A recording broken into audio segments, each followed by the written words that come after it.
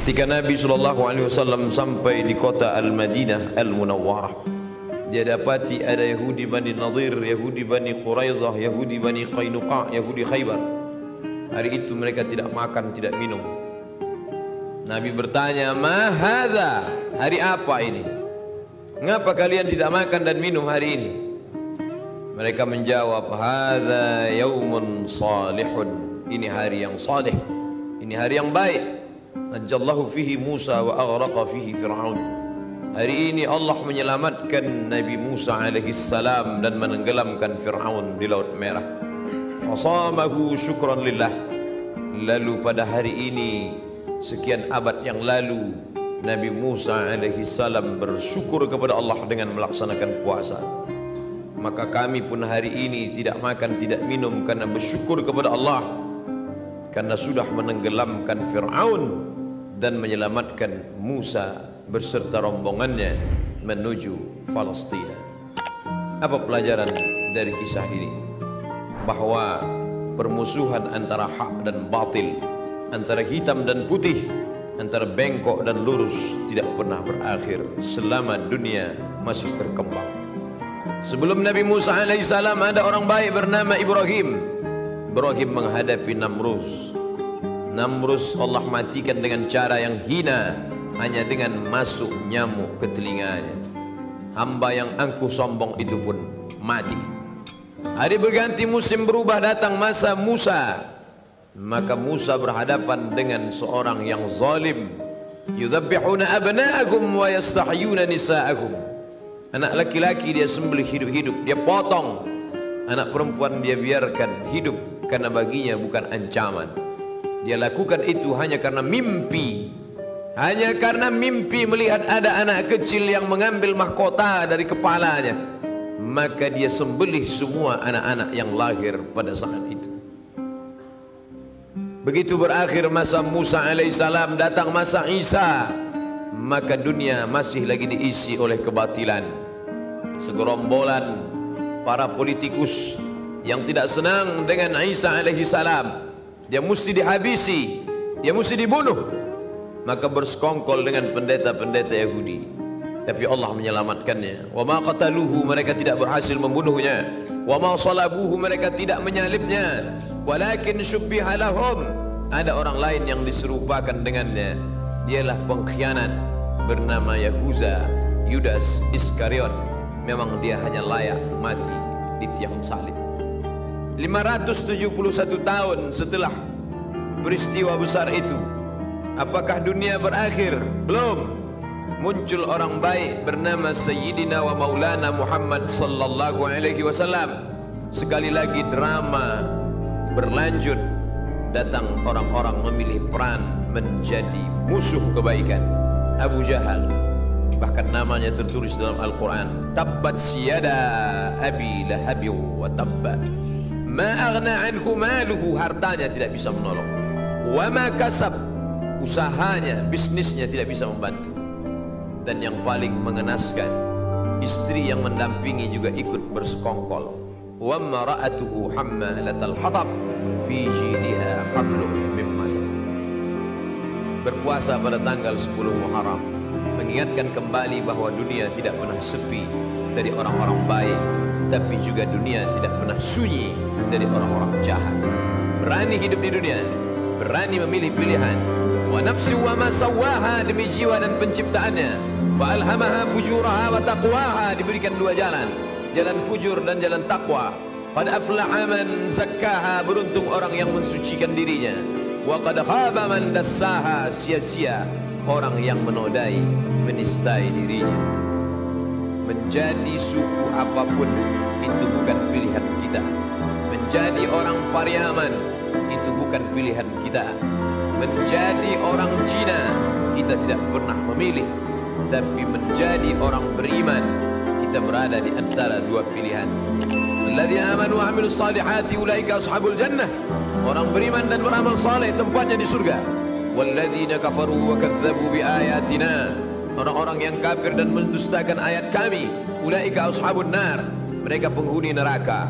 Allah pinjamkan telinga, Allah pinjamkan mata, Allah berikan hati, Allah berikan kuasa, Allah Allah berikan kudrat dan iradat. Semua ini barang pinjaman, sampai masanya harus dikembalikan kepada pemiliknya, dan kelak kita akan ditanya. Inna sam'a, pendengaran, wal basar, penglihatan, wal fuad, hati dan pikiran, kullu ulaika kana anhu mas'ula. Semua akan disoal, semua akan ditanya. Kemana telinga kau pakai? Sudahkah kau cari kebenaran? Kemana mata kau gunakan? Sudahkah kau pandang kebenaran? Kemana hati dan pikiran kau manfaatkan? Sudah kau pilih kebenaran? Pada saat itu Musa berhasil memilih kebenaran. Pada saat itu Isa berhasil mengalahkan kebatilan. Zaman Nabi sudah terputus. La nabiyya ba'dah, tak ada satupun Nabi sesudah dia. Tidak ada lagi Nabi. Tapi pertikaian, konflik antara hak dan batil masih terus ada. Hari ini kita beramai-ramai di rumah Allah, tapi di saat yang sama ada juga orang-orang batil di tempat kebatilan. Nanti malam kita akan sholat isya pengajian, berada di tempat yang baik, masjid, bersama orang-orang baik, ulama, bersama sahabat-sahabat terbaik, orang soleh. Tapi nun di seberang sana ada orang-orang berada di tempat yang tidak baik, bersama pelaku maksiat, fasik. Wallahu la yahdil qaumal fasiqin. Berani hidup di atas dunia, berani memilih antara hak dan batil. Tapi kita tidak pernah sombong. Kita minta kepada Allah, Allahumma arinal haqqa haqqa warzuqna ittiba'ah. Tunjukkan padaku bahwa yang benar itu adalah benar, berikan aku kekuatan untuk mengikutinya. Wa arinal batila batila warzuqna ijtinabah. Tunjukkan pada aku bahwa yang batil itu salah, dan beri aku kekuatan untuk menjauhinya. 10 Muharram bukan sekedar menahan makan dan minum. 10 Muharram mengingatkan kembali tentang konflik antara hak dan batil. Sanggup kita memilih, kita menang. Salah kita memilih, kita gagal. Singkat, tapi akibatnya luar biasa.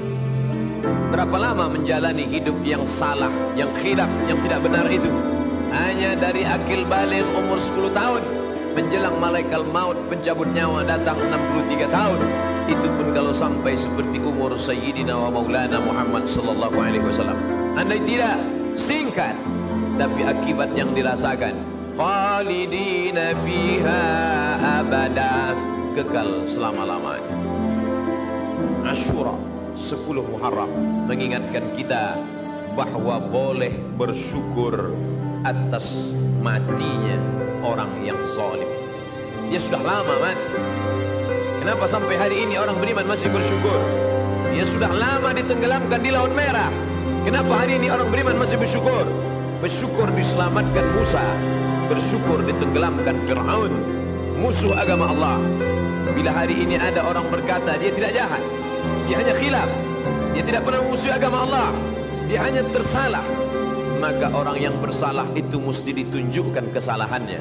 Kita bukan bangsa pendendam. Kita tidak pernah mendendam dalam hati, tapi kita ingin menunjukkan ihqaqul haq wa ibtalul batil, bahwa yang benar adalah benar, bahwa yang batil adalah batil, bahwa pernah membunuh, pernah menyiksa, pernah menyakiti, pernah menghabisi, ulama dibunuh, maka mesti diceritakan kepada khalayak ramai.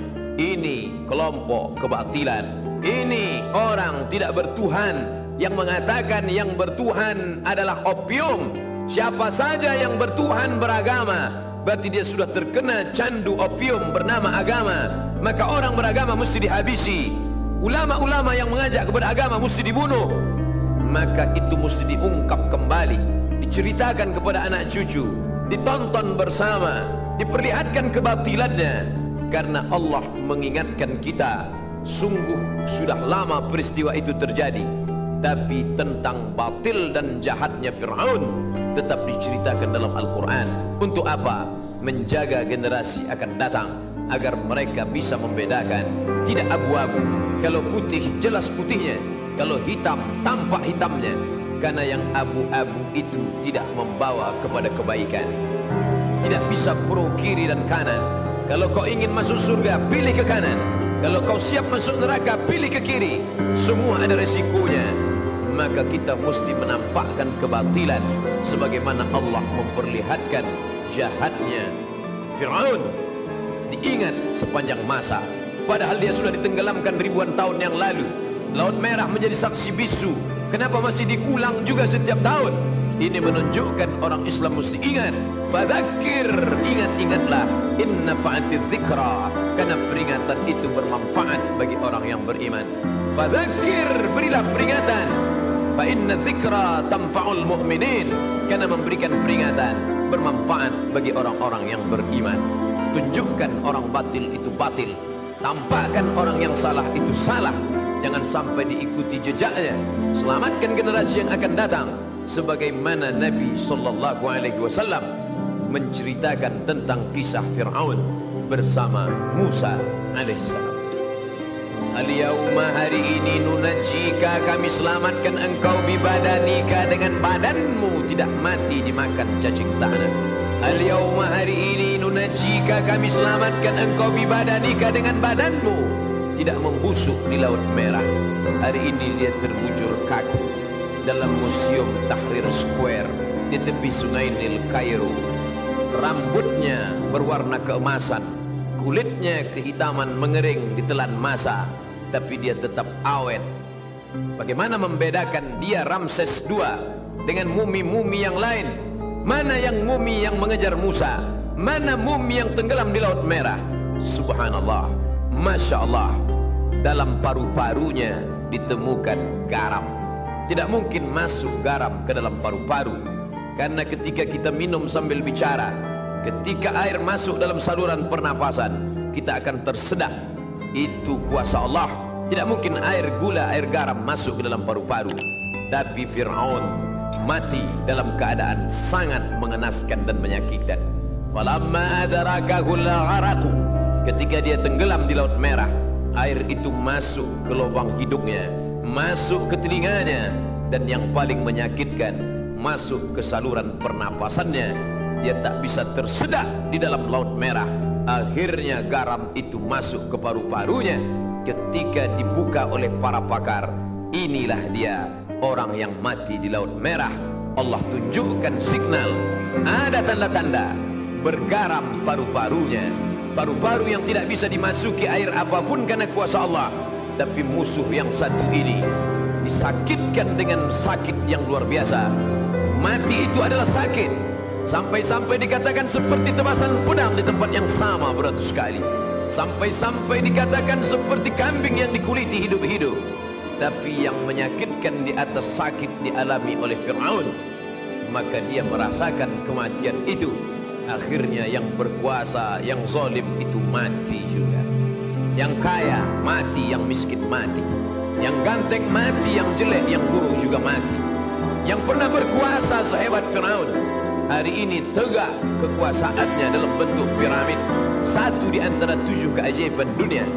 Sampai saat ini tak terpecahkan bagaimana menyusun batu-batu besar yang beratnya mencapai 2 ton, tapi bisa dibangun dengan simetris. Ada 3 lubang makam di dalam. Bahkan ada yang ketika saat tertentu masuk cahaya matahari, ruang yang gelap dalam piramid terang benderang. Sungguh mereka pernah hidup dalam masa kejayaan. Tiang-tiangnya yang besar, mereka tidak membuat cor, mereka tidak membuat tiang dari semen, tapi bukit yang mereka pahat. Wa tanhituna minal jibali buyuta, ada di antara mereka yang sanggup memahat bukit menjadi rumah. Prancis tertarik melihat tiang yang besar itu. Mereka bawa kapal membawa tiang besar dari Mesir menuju Paris, Prancis. Sampai hari ini mereka tegakkan di tengah kota Paris. Apa maknanya? Generasi belakangan tertarik dengan peninggalan-peninggalan Fir'aun. Tapi itu semua hanya sebagai saksi sejarah bahwa orang yang zalim berkuasa itu pada akhirnya mati. Ibrahim meninggal, Namrus mati. Musa meninggal dunia, Fir'aun mati. Isa diangkat oleh Allah ke tempat kemuliaan. Herodes, pendeta-pendeta Yahudi yang bersekongkol dengan tentara Romawi, mati. Muhammad sallallahu alaihi wasallam meninggal dalam husnul khatimah. Fir'aun, Abu Jahal, Abu Lahab, semuanya juga mati. Harimau mati meninggalkan belang, gajah mati meninggalkan gading. Manusia mati meninggalkan nama, nama yang baik atau nama yang buruk. Goreskanlah dengan tinta emas, bukan karena ingin dikenang sepanjang masa, tapi hanya ingin agar ketika nama-nama orang baik masuk ke dalam surga yang dijanjikan Allah, Wasiqal ladzina taqau ilal jannati zumara. Ketika orang-orang bertakwa itu digiring masuk ke dalam surga, Allah sampaikan salam untuk mereka. Malaikat membacakan salam itu, salamun qaulam min rabbir rahim. Selamat untuk kalian, bukan dari presiden, bukan dari gubernur, min rabbir rahim, dari Rabb yang maha pengasih lagi maha penyayang.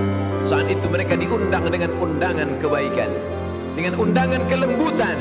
Ya ayyatuhan nafsul mutmainnah, wahai jiwa yang tenang, irji'i, kembalilah. Hari ini kau berada di perantauan, sampai masanya kembali ke kampung halaman. Irji'i ila rabbiki, kembali kepada Tuhanmu.